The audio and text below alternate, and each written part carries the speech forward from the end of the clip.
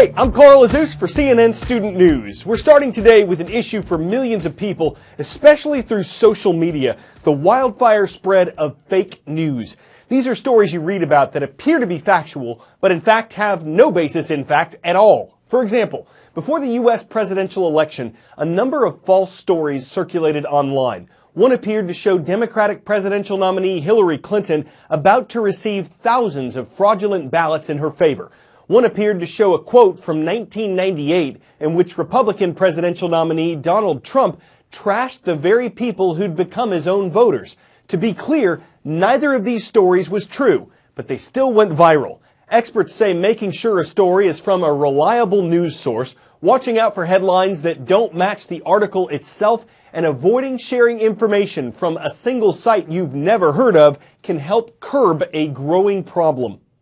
Made-up false stories are polluting people's Facebook timelines and Twitter streams. And getting worse. Even President Obama is raising the alarm.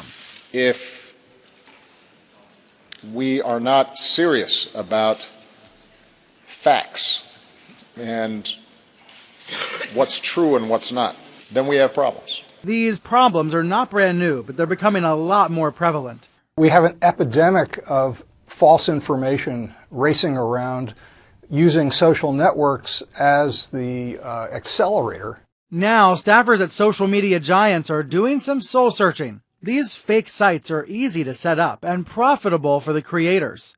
Every time we click and share, they make more money, but we are worse off. Now, Facebook and Google are banning fake sites from making money off their ad networks. It's a first effort to choke off some of the revenue. The bigger challenge? Providing more detection tools without threatening free speech. Suddenly they have these, I think, social, societal duties to help us not be faked out all the time. And yet, I don't want the terms of service of one company or two or three companies to have more influence than the First Amendment. The root problem is that some people want to believe the lies. That's why the responsibility isn't just Facebook or Google or Twitter's.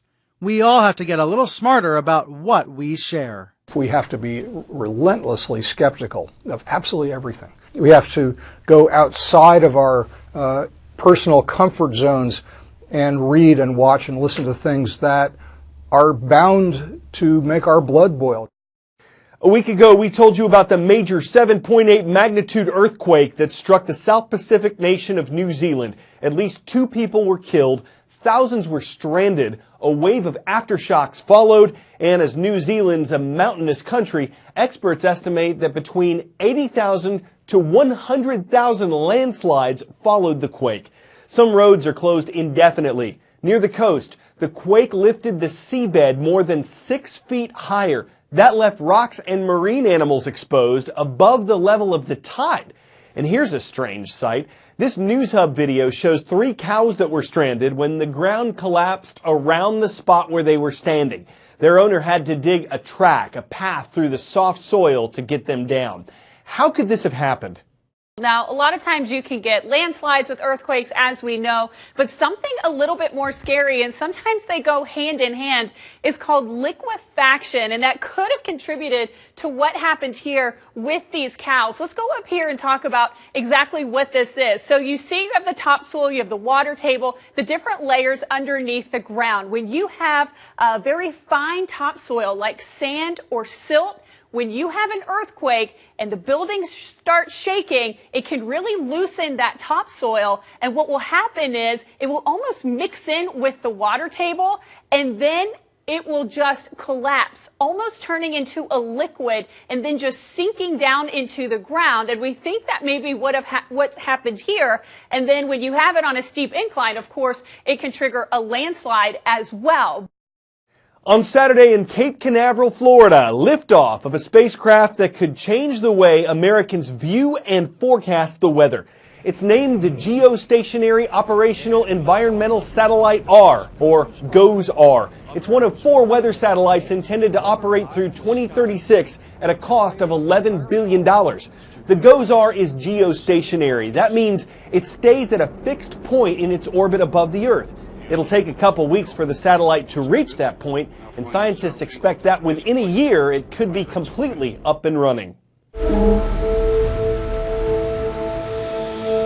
This is GOES-R, the next generation of U.S. weather satellites that is set to revolutionize the way you get your daily forecast. This information coming from this satellite behind me will literally be like going from analog to Ultra HD resolution with one simple flip of a switch. This is what weather satellite imagery used to look like. Grainy, black and white images that were hard to read. And this is what it will look like now with the super high resolution imagery from the GOES-R. The first weather satellite, HEROS-1, was small and circular with 2 television cameras that polar orbited the Earth. By the 1970s, NASA began the GOES missions, geostationary satellites that continuously monitor the U.S. instead of circling the Earth. Today's GOES-R satellite will also have an even more advanced sensor that will record images simultaneously in 16 different wavelengths, 11 more than our current GOES satellites. In 6 months, it will return more data than all the other U.S. geostationary weather satellites have downloaded in the past 40 years. For several years, it has been like we upgraded our forecast models to high definition, but we're still shooting with standard definition cameras.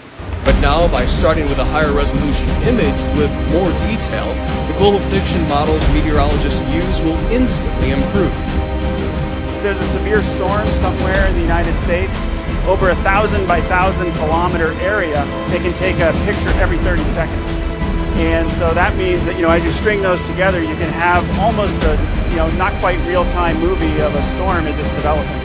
But it's not just earthly disasters the satellite is protecting us from. The spacecraft also has a solar ultraviolet imager that will monitor what is called space weather, or rather eruptions from the sun that can impact Earth. Trillions of dollars of our economy is weather-related, or can be impacted by weather. And the GOES satellite helps to provide warning. Black Friday. Sounds kind of scary.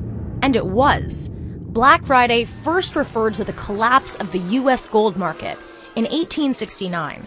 A century later, Philadelphia police used Black Friday to describe chaos and congestion. Downtown streets were clogged with hordes of shoppers headed to the big department stores. Retailers hated the term, but then tried to reinvent it. It was the day their profits went from red to black. So they said. Black Friday really started catching on in the 80s and 90s, pushed by the growth of big box stores. Today, it's all about bargains, and Black Friday's dark roots are for the history books. So that's one of the events that follows the U.S. Thanksgiving holiday this Thursday. Others include Small Business Saturday and Cyber Monday. Small Business Saturday is when mom and pop shops hope to see their sales increase. Cyber Monday is named for online shopping sales. The bottom line, this weekend is the traditional start of the U.S. holiday shopping season, and discounts are all over the place.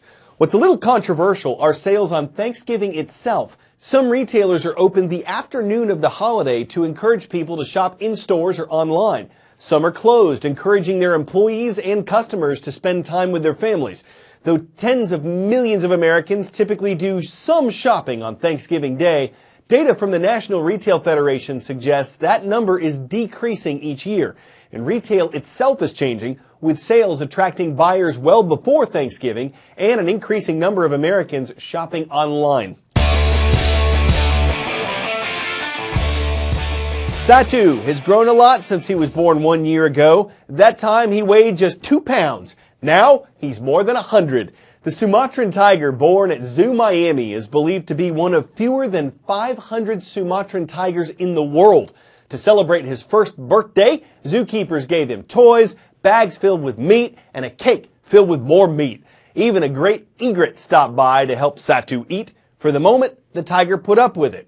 Maybe because the egret eats like a bird, but when the cat's stomach starts growling and he sees someone's trying to take the cake, he'll probably go bird hunting with no egrets. I'm Carl Azus, covering stories of all stripes for CNN Student News. Just one more show this week. We're back tomorrow, and then we're off until next Monday for the Thanksgiving holiday.